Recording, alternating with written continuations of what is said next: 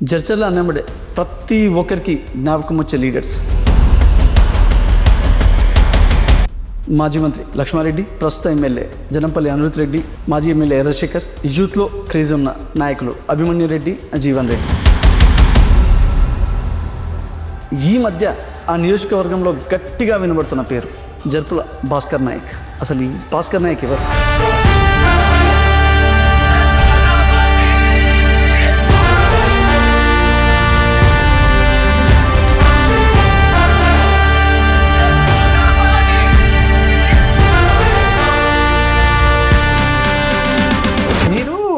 Toll gate దాటి వస్తుంటేనే అక్కడి నుండి స్టార్ట్ అయితే ఒక పెద్ద కాన్వాయ్ మేము బట్టి ఒక 10 కార్లు అని మీరు ఏడుకుపోయినా మీ యొక్క యూత్ కూడా దాదాపు ఒక 30-40 మంది యూత్ ఉంటారు. ఏదైనా ఊళ్ళో పేరులో 100-200 మంది మీ పక్కన ఉంటారు. ఎందుకోసం ఇంతమంది యూత్ మీ ఇంక వస్తున్నారు?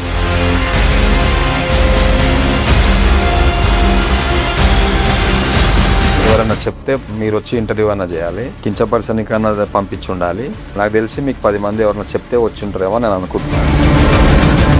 చాలామంది ఏమన్నారు అంటే ఈ పర్సన్ మ్యాక్సిమం ఎస్టీలకే సేవా కార్యక్రమాలు చేస్తాడు, ఆ క్యాస్ట్కు ఆ కమ్యూనిటీకి మాత్రమే ఈయన ఒక ఏదో రెస్పాన్సిబుల్గా లేకపోతే సపోర్ట్ పర్సన్గా తిరుగుతున్నాడు. కళ్ళల్లో ఉంటుండే నీళ్ళు చెరువుల్లో లేకుండేరా. ఊరికి ఇచ్చిన మాట కోసం నిలబడి పని చేస్తున్నావు అంటే నీ మంచితనం, నీ నిజాయితీ, నువ్వు నిజంగా ప్రజల నాయకుడు అనా?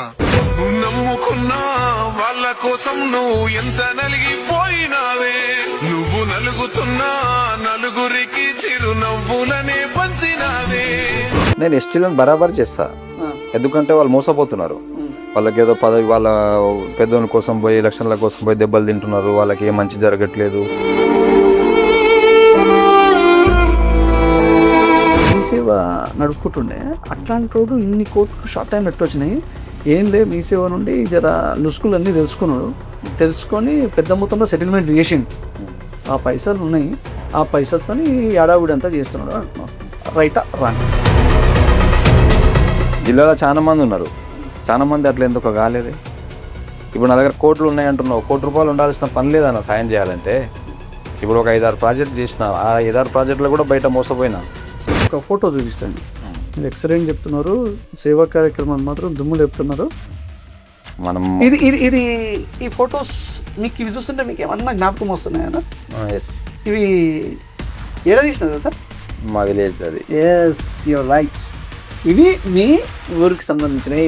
మొత్తం దేశాన్ని మొత్తం బాగుపడుతుందని వస్తున్నారు, కానీ అక్కడ మీ ఊర్లో రోడ్డు పరిస్థితి ఎట్లుంది? వేరే ఊరికి రోడ్లు వేస్తున్నారు, నీళ్లు దాపుతున్నారు, చచ్చిపోయడం బతికిస్తున్నారు. మీ రోడ్డు పరిస్థితి ఎమ్మెల్యే కావాల్సిన వాళ్ళు, ఆ ఎమ్మెల్యే కావాలని బయటకు వచ్చింది కదా, ఒకసారి నీ ఊరిని ఎందుకు బాగా చేసుకోవాలి? ఫస్ట్ ఇల్లు గెలిచి తర్వాత రచ్చ చేస్తే బాగుండవు అని జనాలు అనుకుంటున్నారు. ఆ రోడ్ వచ్చే వరకు నాకు తెలిసి నాకు 60 సంవత్సరాలు అయితే వస్తుందో రాదో తెలియదు. ఎందుకంటే వీళ్ళకి వేయడం ఎందుకు, వీళ్ళు ఎక్కువ మాట్లాడుతున్నారు, వీడియోలు తీస్తున్నారు, మాట్లాడుతున్నారు, వేస్తారో ఎవరో తెలియదు. ఇది నా వాల్పేపర్, నా మొబైల్ వాల్పేపర్. నా ఫోటోలో దేవుళ్ళేం ఉండరు. ఇది ఇక్కడ చూడండి, ఇది రేవంత్ రెడ్డి. సో మీరు సీఎం రేవంత్ రెడ్డి గారికి పనిచేస్తున్నారు అని నేను ప్రగాఢంగా నమ్ముతున్నా. అసలు మీరు ఇప్పుడు ఇంత చేసేది కూడా మీరు ఒక వర్గం ఓట్లు మొత్తం చీల్చి రేపటి నాడు ఎవరికో ఎక్కడనో గట్టిగా పనిచేయబోతున్నారు అని నాకు విశ్వసనీయ సమాచారం. కాదంటారా? 100% కరెక్ట్ నువ్వు చెప్పేది. ఇప్పుడున్న భారతదేశంలో మొత్తం చూసుకో, అలాంటి సీఎంని మళ్ళీ ఇంకోసారి చూడలేవు.